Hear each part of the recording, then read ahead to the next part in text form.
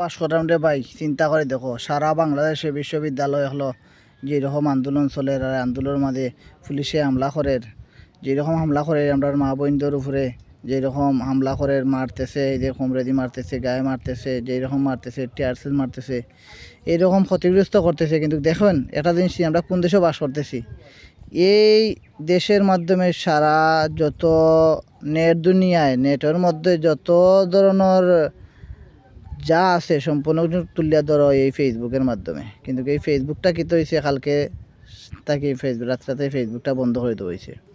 ফেসবুকটা বন্ধ করে দেওয়া হয়েছে এর কারণে ফেসবুক চলেন না, বর্তমানে কালকাতেই চলেন না। কারণ দেখুন অবস্থা, আজকে শাহবাগের অবস্থা, চট্টগ্রামের অবস্থা দেখুন কীরকম আমাদের মা বোনদের উপরে হামলা চলে।